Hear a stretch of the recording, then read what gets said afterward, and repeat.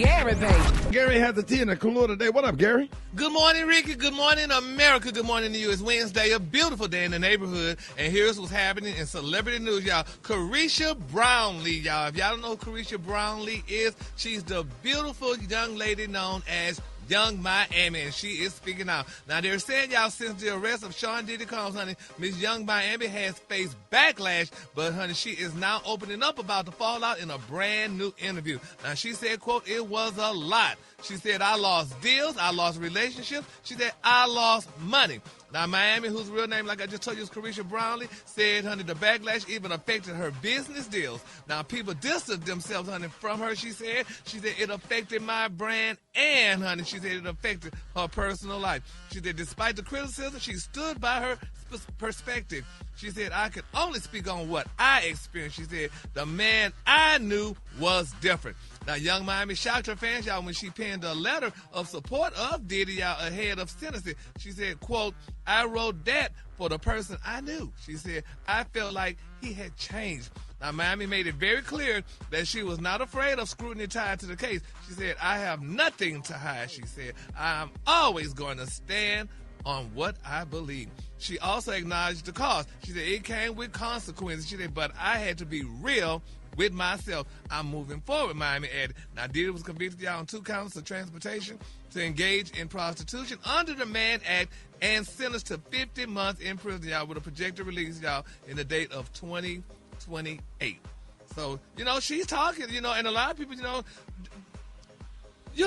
standing by a person or what have you, and you have a career, and you done lost money and, you know, and all this stuff, and people, you know, attacking you or whatever. I mean, what was she to do? I mean, I felt maybe she did the right thing. You know, she did what she felt that she had to do. You know, she loved him, and they were dating at one point, though, and now, you know, people criticize her, and when she wrote the letter and all this other good stuff, though, but, I mean, that's what friends are for. And speaking of what friends are for, y'all, Usher is speaking out, honey. Usher is finally speaking out regarding his relationship with Diddy. Now, Usher had nothing bad to say about Diddy. He said he's been misrepresented, and that was his experience with him, and it isn't like what the public has seen. And here's what Usher had to say. In many ways, I think certain people are prosecuted and maybe not recognized for the greatness that they offer. I don't have anything negative to say about Sean Combs because my experience was not what the world has seen. And how he's been, you know, misrepresented. I'm not saying that every man is perfect. I'm not saying that all of us don't have flaws. But I can't, with any sense of humanity, not recognize the valuable contributions that this man made for us as black entrepreneurs, for us as businessmen, for us as people who transition, you know, culture and ideas into something that's tangible and becomes business. So many people benefited from what he created. And I acknowledge that. And that's why I see him as legacy. Isn't that beautiful? He's speaking out. He said this man was misrepresented. You know, I mean, regardless of what we saw on tapes or anything like that, but he did help a lot of people, he said, you know, and yeah, I don't know. I mean, I guess the flip side of that is he hurt a lot of people too, apparently. So you got to take that into consideration as well. You think? I mean, yeah. Do we think we saw it on tape? We saw the trial. We heard the evidence. We heard the testimonies of people, and so you got to look at both sides of it. I mean, 2 things can be true at the same time. He could have helped a lot of people, and you could also hurt a lot of people in the process.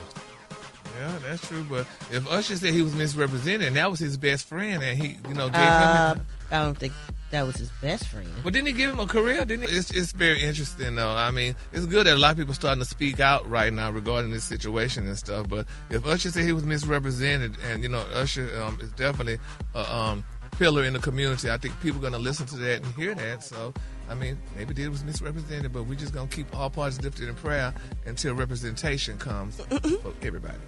All right, moving on. In my final story, our actress Boris Kodjoe said, baby, he told Nicole Ari Boris Kodjoe? I think Kodjoe is a dog. I think it's Boris Kodjoe. Oh, is that what you said? Yeah. Oh.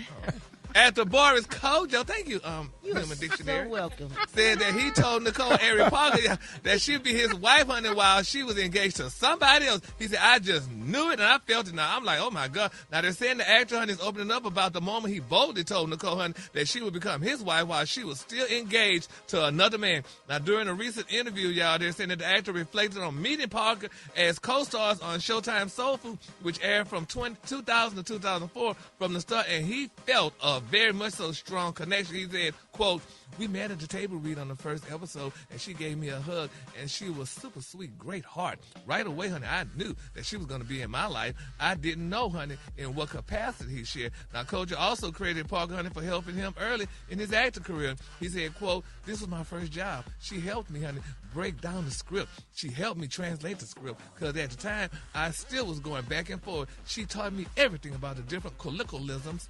Colloquialisms. Lord Jesus. Colloquialisms and how to stress certain words because it's different culture, he said. Congratulations to him. But you know what? I'm surprised they still married, honey, because that means she cheated on her to be her. Gary. To marry her, huh?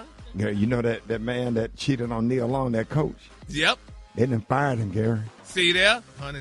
They let him come, honey. The Lord don't like us, honey. Poor Neil Long, honey, was working hard, honey, trying to do things for him, honey, and be a good woman to him, and he was cheating with the damn secretary. And, honey, they hired him on that basketball team. But you see there, what goes around comes on. Now, honey, he got to go to Neil and go, Anyway, the cologne today, honey, is one of my favorite cologne. My cologne today got terracotta. On the hand, you say terracotta, and on the loin, say brownish red. That's your cologne for the day. See that? Gary, that made your day, didn't it? It made my, you see that, honey? That's why the sports genius ain't said nothing about it.